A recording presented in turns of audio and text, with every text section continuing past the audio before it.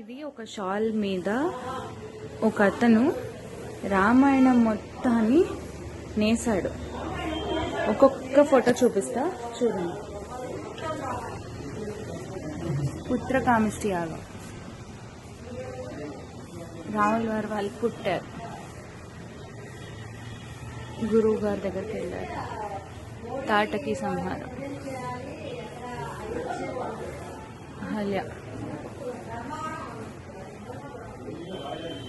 రాముడు శివ విల్లును విరిచాడు, సీతా కళ్యాణం, కైకేయి దశరథుడికి రాముల వారిని అరణ్యవాసానికి పంపించమని చెప్పే ఘట్టం,